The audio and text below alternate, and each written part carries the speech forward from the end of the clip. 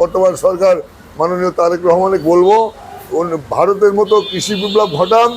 ভারতে কৃষি বিপ্লব ঘটা, ওই দেশের কৃষিপণ্য 19টা রাষ্ট্রে সাপ্লাই দিয়ে কোটি কোটি ডলার আমদানি করে দেশের অর্থনৈতিক অবস্থা চাঙ্গা হয়ে গেছে এবং ভারত সরকারের মুখ বহির্বিশ্বে উজ্জ্বল হয়ে গেছে। আমি মাননীয় প্রধানমন্ত্রী বলবো, শিল্পায়নের দেশ না, যে শিল্প বিপ্লব ঘটাবেন। এটা হলে কৃষিপূর্ণ দেশ, কৃষিপূর্ণ ঘটান। যেসব টাকা শিল্প খাতে বিনিয়োগ করেছেন, শিল্প খাতে বিনিয়োগ না করে কৃষি খাতে বিনিয়োগ করেন, কৃষকের পিছিয়ে বিনিয়োগ করেন, কৃষকের ডেভেলপ করেন। কৃষক উন্নতি হবে, জাতির উন্নতি হবে। কৃষক বাঁচলে দেশ বাঁচবে, দেশ বাঁচলে জাতি বাঁচবে এবং আপনার মুখ বিশ্বের দরবারে উজ্জ্বল হবে। আজকে সোনার বাংলা, এই বাংলাদেশের মতো মাটি পৃথিবীর কোনো কান্ট্রিতে নাই, বুঝলেন? এই মাটি এত সুন্দর মাটি যে বামে হাত দেবেন খাবার পাবেন, ডানে হাত দেবেন খাবার পাবেন, উপরে হাত দেবেন, ডালে হাত দেবেন খাবার পাবেন, পানিতে হাত দেবেন খাবার পাবেন। এত সুন্দর মাটি পৃথিবীর কোনো কান্ট্রিতে নাই। আর এই মাটিতে যদি গেলে সরকার কৃষকের পাশে দাঁড়ায়, এই মাটিতে প্রায় 150 রকমের কৃষিপণ্য আছে, অস্বাভাবিকভাবে ফলন হবে, উৎপাদন হবে, ফলন হবে। এই দেশের চাহিদা মিটা, বহির্বিশ্ব রপ্তানি করে বহির্বিশ্ব থেকে কোটি কোটি ডলার এই দেশে আমদানি করতে পারবে। আসসালামু আলাইকুম আঙ্কেল। ওয়ালাইকুম আসসালাম। কেমন আছেন আঙ্কেল? আলহামদুলিল্লাহ, ভালো আছি। ভালো আছেন আঙ্কেল? জি। তো আজকের বাজারে পেঁয়াজের দাম কেমন চলতেছে? পেঁয়াজের বাজার তো আমি প্রায় শত দিন বলেছি, আজও বলতেছি। নভেম্বর মাসের 25 তারিখে বলতে আসি, আজ হলি এই মাসের 28 তারিখ, মার্চের 28 তারিখ। এই 3 মাস 8 দিন প্রায় প্রতিদিন 2টা-3টা চ্যানেলের সঙ্গে আমি পেঁয়াজের বাজার সম্পর্কে আলোচনা করেছি। নভেম্বর মাসের 25 তারিখে বলেছি, ডিসেম্বর মাসের 5 তারিখ দিন পেঁয়াজের বাজার পড়ে যাবে, কমে যাবে, কমে যাবে, কমে যাবে। এই 3 মাস 28 দিন আমার কথা একটাও 19-20 হয় নাই। আমি বস্তুনিষ্ঠা কথা বলি, সত্য কথা বলি, বুঝছেন? এতে আমি কোনো সরকারের খুশি করার জন্য বলি না, কোনো ব্যবসায়িক খুশি করার জন্য বলি না। আমি কথাগুলি বলি বস্তুনিষ্ঠা এবং সত্য কথা, বুঝছেন? আর হচ্ছে ওই টাইমে পেঁয়াজ ছিল 35 টাকা, 40 টাকা। আমি প্রতিদিন কমে যাবে। এই ডিসেম্বর মাসের 5 তারিখে এই মার্চ মাসের 28 তারিখ আজ প্রতিদিন 4 আনা 8 আনা করে কমিয়ে গেছে, একদিন 5 টাকা 10 টাকা বাড়ি নাই, বুঝলেন? এই হলি বাস্তব। পেঁয়াজের বাজার হচ্ছে আজ আপনার, যেটা হালিমাল সবে মাত্র উঠলো, এটা বিক্রি হচ্ছে 26 টাকা। আর যেটা মণিকাটা জাত আজ 3 মাস আগে উঠেছে, ওইটা হচ্ছে 22 টাকা 23 টাকা। আর এই যে হলেন, এরা আন্তর্জাতিক ভাষায় বলে হলেন, আর লোকাল ভাষায় বলে সুপসাগর। আর মেহেরপুর চোঙাডাঙ্গার মানুষ ওদের আঞ্চলিক ভাষায় বলে ঢ্যামনা পেঁয়াজ। অর্থাৎ এক বিঘা ফুট 150 মন 130 মন করে পেঁয়াজ হয়। বাংলাদেশের যে পেঁয়াজের চাহিদা, তার বাৎসরিক চাহিদা, তার 25% চাহিদা মেহেরপুর চোঙাডাঙ্গা এই 2টা ডিস্ট্রিক্ট থেকে এই হলেন পেঁয়াজের যোগান দেয়, বুঝছেন? আর রসুনের বাজারও অস্বাভাবিক কম, বুঝছেন? রসুন 50 টাকা, 55 টাকা, সবচেয়ে বাংলাদেশের শিরা রসুনগুলা, বুঝছেন? যা উৎপাদন খরচ পড়ে 70 টাকা, 55 টাকা, বুঝছেন? এবং আলু এক বাৎসরিক চাহিদা হলে পরে 1 কোটি 10 লাখ টন, বুঝছেন? উৎপাদন হয়েছে 1 কোটি 40 লাখ টন। অনেক দিন যাবৎ আলু 8 টাকা 10 টাকা ছিল। কোলেস্টেরল আলু ধরি কোলেস্টেরল লোড করতেছে বলে বাজার একটু বেড়ে 14-15 টাকা হয়েছে।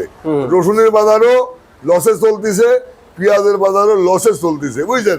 এখন বাংলাদেশে জরুরি ভিত্তিতে একটা কৃষি বিপ্লব ঘটালে এই দেশের অর্থনৈতিক যেটা পঙ্গু হয়ে গেছে, এটা ডেভেলপ হবে, কৃষকের হাতে অর্থ আসবে, কৃষকেরা ডেভেলপ হবে।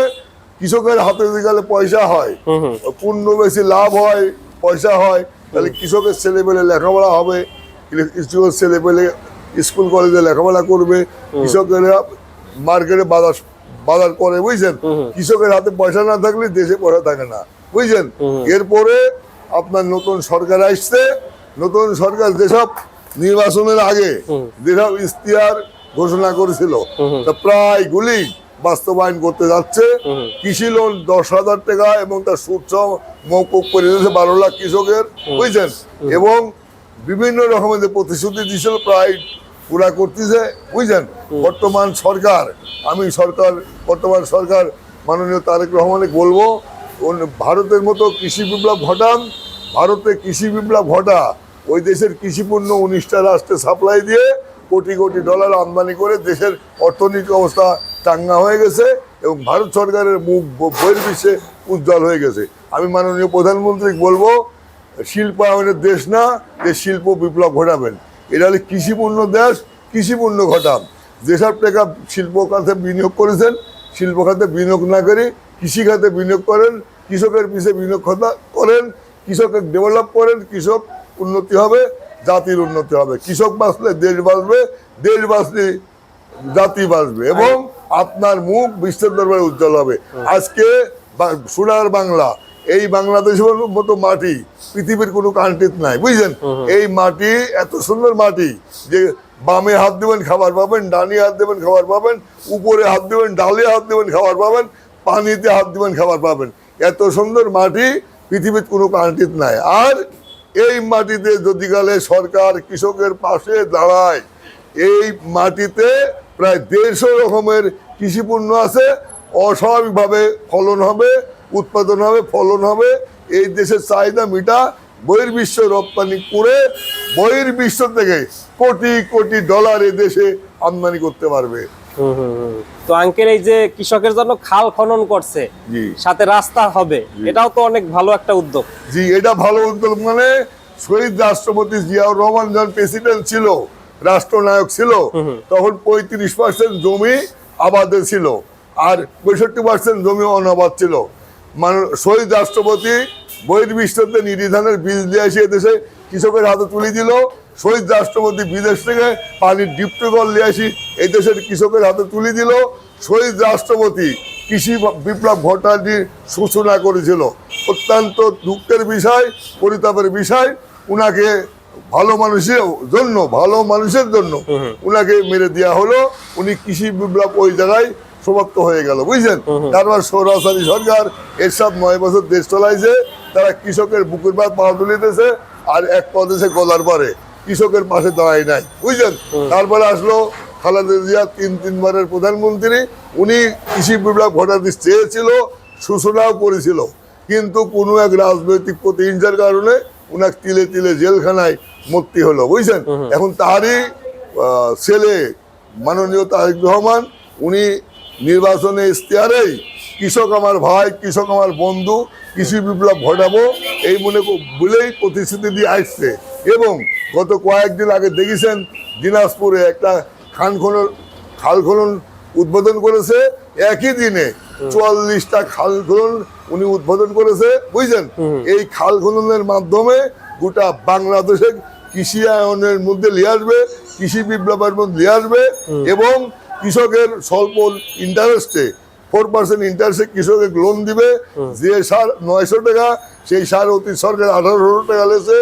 যে তেল খালি 33 টাকা লিটার ছিল, অতি সরকার লেছে 122 টাকা লিটার, বুঝলেন। তেলের দাম কমাবে, সারের দাম কমাবে এবং এর আপনার এই কৃষি লোন কমাবে এবং বহির্বিশ্ব থেকে বিভিন্ন কৃষিপণ্যর বীজ নিয়ে আসি এই দেশে গবেষণা করে প্রত্যেকটা কৃষিপণ্য বিপ্লব ঘটাবে এবং উৎপাদন বাড়াবে। উৎপাদন বাড়াতে পারলেই এই দেশে এত কৃষিপণ্য লাগবে না, কিছু যেটুকু চাহিদা লাগবে আর বাদ বাকি বহির্বিশ্বে রপ্তানি করবে। আঙ্কেল, বর্তমানে এই যে সবার মুখে একটা সংকট, যে তৈলের সংকট, এইটা তো অনেক বেশি মাত্রা। এটা হচ্ছে কি শোনেন, এই যে তেলের সংকট, তেলের ক্রাইসিস, এটা হচ্ছে যেমন আমরা জন্মের পর শুনে আসতেছি ঘোড়ার ডিম, বুঝলেন। আসলে ঘোড়ার ডিম দৃশ্যমান না, বুঝলেন। কোনদিন ঘোড়ার ডিম আপনি দেখেছেন? দেখেন নাই, আমরাও দেখিনি, কিন্তু ঘোড়ার ডিম নামে মানুষ কথার কথায় বলে ঘোড়ার ডিম। এই তেলের সংকটটা, ক্রাইসিসটা সেম জিনিস। আসলে সরকারের 100%-এর মধ্যে 1% সরকারের দোষ নাই তেলের ক্রাইসিসের ব্যাপারে, বুঝলেন। সব আমাদের মতো মোটরসাইকেলওয়ালা, আমাদের মতো গাড়িওয়ালা, আমাদের মতো ব্যবসায়িক, আমাদের মতো দুর্নীতিবাজ লোক ক্রাইসিসটা দেখাচ্ছে, বুঝলেন। সরকার যখন প্রথম ক্ষমতায় আসলো পরের দিনই বলছে যে 1 মাসের তেল আমাদের দেশে মজুদ আছে, তেল সংকটের নাই, কেউ হাউখাউ করবেন না, কেউ ক্রাইসিস তৈরি করবেন না, কেউ করবেন না, গোডাউনে তেল রাখি তেল নাই এই কথা বলবেন না। আমাদের দেশে পর্যাপ্ত পরিমাণ তেল মজুদ আছে, আমাদের দেশে তেলের কোনো ক্রাইসিস হবে না, ঘাটতি হবে না। কিন্তু আমরা এমন এক মানুষ, এমন এক গাড়িওয়ালা, এমন এক ব্যবসায়িক, আমরা তেল থেকে পাম্পে থেকে উঠা নিয়ে আসি, বাসঢালের মধ্যে টাঙ্কি বসা গোডাউনে জাত করেছি, বড় বড় গোডাউনে টাঙ্কি বসা তেল জাত করেছি, বুঝছেন। থাকার ঘরে আপনার ডাম বসা তেমন তেল আটকে রাখেছি, বুঝছেন। জমির মধ্যে, উস্তার জমির মধ্যে, পাটের জমির মধ্যে ডাম বসা তেল আটকে রাখেছি। মানে নিজে নিজে আমি আপনি নিজে নিজে ক্রাইসিস তৈরি করে তেলের সংকট, বুঝছেন, এবং ক্রাইসিস প্রচার করতেছে। আসলে সরকারের এই ব্যাপারে একটু আন্তরিকতার ঘাটতি নাই, এবং বিদেশ থেকে তেল আমদানি করতেও কোনো সহযোগিতার ঘাটতি নাই। দেখেন বাংলাদেশে যেদিন এই 12 তারিখে এই দেশের শপথ গ্রহণ হয়েছে, এমপি মন্ত্রীদের শপথ হয়েছে, বুঝছেন, ওই দিনই বাংলা পৃথিবীর সবচেয়ে বড় একজন ধর্মীয় নেতা আয়াতুল্লাহ খোমেনি, উনার যেদিন মৃত্যু হলো তার 28 তারিখে মৃত্যু হলো, তার 2 দিন পরেই দেখেন বাংলাদেশের সংসদ অধিবেশনে আয়াতুল্লাহ খোমেনির আত্মার মাগফিরাত করলো, এবং বাংলাদেশের প্রধানমন্ত্রী তার আত্মার মাগফিরাত করলো, বুঝছেন। এই একজন ধর্মী, পৃথিবীর মধ্যে একজন ধর্মীয় নেতা ছিল আয়াতুল্লাহ খোমেনি, বুঝছেন। তার আত্মার মাগফিরাত কামনা করেই সংসদ উদ্বোধন করেছে, বুঝছেন। যার জন্য ইরান সরকার তেলের জন্য বাংলাদেশকে এমন ছাড় দেশে যে সারা বিশ্বের তেলের ঘাটতি হতে পারে, বাংলাদেশে তেলের ঘাটতি হবে না। একটা জাহাজ হরমুজ প্রমাণান্বিত, বুঝলেন, একটা জাহাজ আটকাই নাই, এবং কি করি বাংলাদেশের তেলের জাহাজ বাংলাদেশে পৌঁছা দিবে, বুঝছেন। ইরান এই জন্য, ইরানের যত অফিসার আছে, স্পিকার আছে, মন্ত্রী আছে, সবাই বাংলাদেশের তেল ঘাটতি পূরণ করার জন্য তারা সহযোগিতা করতেছে, বুঝছেন। এই ক্রাইসিসটা, বুঝছেন, সংকটটা আমরা নিজে নিজে তৈরি করে একটা সরকারের অপপ্রচার চলাচ্ছি, এইটাই বাস্তবসম্মত কথা, বুঝছেন। আসলে তেলের ক্রাইসিস নাই। এটা ওই যে যারা বাইকার, বিভিন্ন যারা 1 লিটারের জায়গায় 10 লিটার নিয়ে রাখে আঙ্কেল, তাদের জন্য সংকটটা হয়েছে। ওই যে 1 লিটার 10 লিটার না, আপনার জয়পুরহাটে বাসঢালের মধ্যে পানির টাঙ্কিতে, বুঝছেন, পানির টাঙ্কিতে লাখ লাখ টন তেল, লিটার তেল, পানির টাঙ্কি মাটির নিচে পুঁতে তেল গোডাউন জাত করে হয়েছে, বুঝছেন। বগুড়াতে এরকম করেছে, বহু ডিস্ট্রিক্টে এই পানির টাঙ্কি আছে না 1000 লিটারের, 2000 লিটারের, তার মধ্যে তেল ভরি মাটির নিচে পুঁতিত হয়েছে, যে এই 150 টাকার তেল 200 টাকা বেচবে, 250 টাকা বেচবে। মানুষ তো লোভী। আপনাকে একটা কথা বলি, এক্সাম্পল কথা, যেন রোজা আসে, তখন সৌদি আরবের দেশের লোকজন রোজাদারের পানি এমনি দেওয়ার জন্য পাগল হয়ে যায়, তোমরা এমনি লেও, ইত্যাদি করো, বুঝছেন। আর আমাদের বাঙালি, আমাদের এমন আদর্শ, এমন নীতি, এমন নৈতিকতা, বুঝছেন। আমরা পানি গোডাউন জাত করি, যে রোজা আসে পানি গোডাউন করি, রোজার জন্য যেসব ইত্যাদি সব গোডাউন জাত করে, বুঝছেন, যেখানে দাম 25 টাকা, রোজার মধ্যে সেগুলো 100 টাকা করে আদায় করে।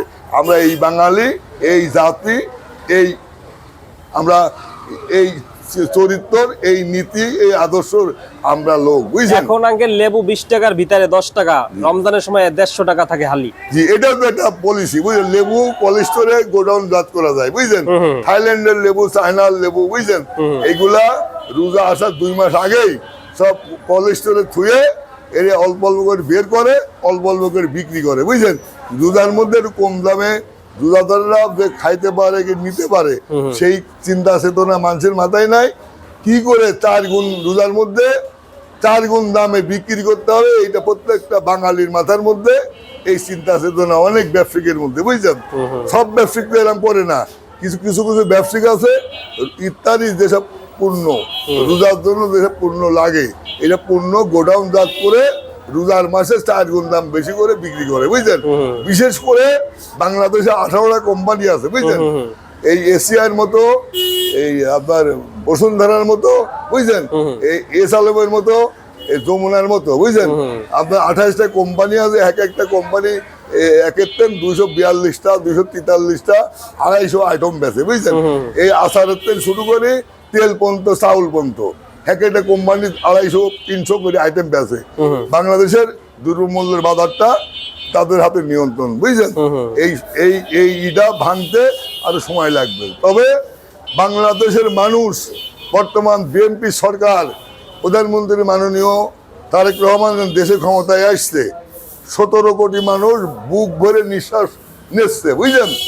আরো বুক ভরে নিঃশ্বাস নিবে যদি আমরা ভালো হই, আমরা নাগরিকতার পরিচয় দিই, আমরা যদি সৎ হই, আমরা নিষ্ঠা হই, আমাদের আচরণ চরিত্র যদি ভালো হয়, উনি আরো ভালো করতে পারবে, জাতিক ভালো কিছু উপহার দিতে পারবে, বুঝলেন? আজকে 18 কোটি মানুষ বুক ভরে নিঃশ্বাস নিচ্ছে।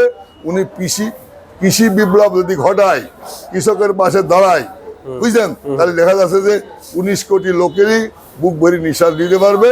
এই দেশে কৃষকের উন্নতি হলে, কৃষকের হাতে অর্থ আসলে দেশের অর্থনৈতিক অবস্থা ভালো হবে, দেশের অবস্থা ভালো হবে, জাতির অবস্থা ভালো হবে এবং মাননীয় প্রধানমন্ত্রীর মুখ বিশ্বের দরবারে উজ্জ্বল হবে। থ্যাংক ইউ আঙ্কেল, আসসালামু আলাইকুম। ওয়ালাইকুম আসসালাম। একটা কথা